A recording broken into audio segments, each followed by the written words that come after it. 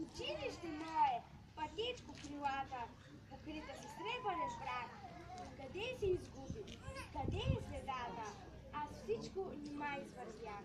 Пътечката светва и весело хупва през росни зелени треви. През първата песен, през първата буква, през моето детство върви. Любими учители, връщаме се към вас, тези, без които не можем да тръгнем по трудния път на живота. Пожелаваме ви търпение, да ни научите да мислим. Искаме да сте радостни, да се вдъхвате кураж. Бъдете живи и здрави, а ние ви даваме цялата си очи. Мили са ученици, малки първокласници, едни идват, други са за последен път в родното училище. Това е кръгобратство на природата. Нека оценим миговете, които сме заедно. Да отворим сърцата си за новите знания и заедно да осмислим дните си. Прекрасни родители, благодарим ви, че ни позволявате възможност да се учим спокойно и да следваме мечтите си. Искаме всички заедно, вие, ние, нашите духовни водачи, учителите, да вървим уверено по пътя на знанието, научните открития, творчеството и създанието. Днес, 15 септември, отново училищното слънче призовава децата на България към знания.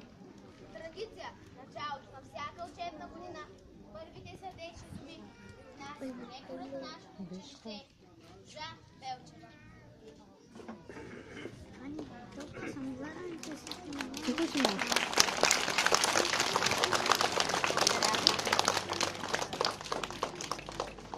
Уважаеми и скъпи ученици, така е тя,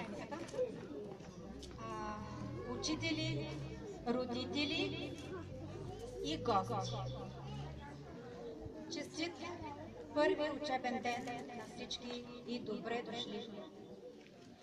Честит празник на всички, за които училището е спомен, потребност и очакване. Днес ние отново ви посрещаме в нашето старо, вековно, но обновено училище. Надяваме се, че всички заедно с общо усилие ще направим така, че нашето училище да стане по-красиво и по-съвременно, за да може всеки един от нас да се чувства и пълноценен, и щастлив. Животът ни да бъде слънчев и усмихнат така, както училищният двор е пълен с усмивки и цветя. Всичко да ни бъде пълноценно, мечтите смели, а постъпките умни. Днес в този момент най-напред се обръщам към нашите малки първокласници, които от днес нататък започват едно незабравимо пътешествие към познанието. Мили първокласници, това пътешествие не винаги ще бъде лесно, но за сметка на това ще бъде много интересно и много полезно. До вас опора и вдъхновение ще бъдат вашите първи учителки, които с веща ръка ще ви подкрепят и ще ви окуражават, когато е нужно. Скъпи ученици, от тук нататък тази учебна година вие ще изкачите поредното стъпало по пътя към знанието. Бъдете все така, както до сега, упорити и трудолюбиви. Искайте да знаете повече, защото знанието е сила и свобода. То ни дава възможност ние да виждаме неща, невидими за очите. Уважаеми колеги, в този момент се обръщам към вас с думи на гордост, дълбока благодарност и преклонение към всички вас. И към старите колеги, които днес са ни уважили нашето тържество, и много се радвам, че всяка година те го правят, без ние да можем по някакъв начин да покажем предварително уважение към тях с покана, но те знаят, че винаги са добре дошли. И така, много благодаря за това, че освен съзнания и с много обич, вие правите така, че нашите ученици да станат горди и достойни граждани на нашата България.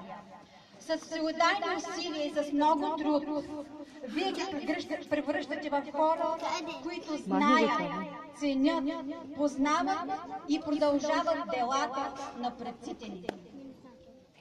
Скъпи родители, ние разчитаме на това. Най-напред благодарим, че сте дали своето доверие към това, записвайки децата и сте ги поверили на нашите грижи. Бъдете винаги до час, подкрепяйте ги в нелекия път и им показвайте непрекъснато, че техният труд ще бъде възнаграден за това, че знаейки, те ще станат можещи и успели хора. На всички пожелавам хубава, успешна, здрава, плодоносна, нова учебна година.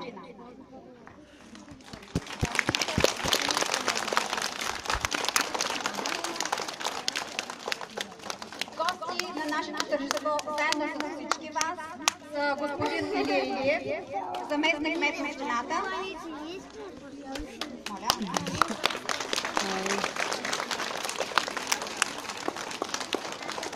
И госпожа Диана Танасова, пресътъже на общината.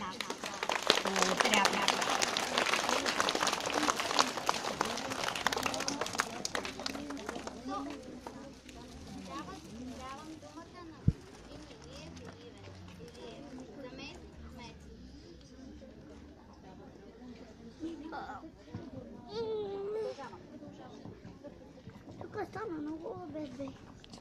Обаче слезнем на чиновете. Ръката ми пуска на заболя. Води птици, тигата и пеката. Ние обичаме звънките фести, плъсните книжки, Вече като свърши празника, чак тогава ще ни дават учебния час. Да, това. Ние се учим, долу растем. Не, това е, вече ми заболят децата от толкова време.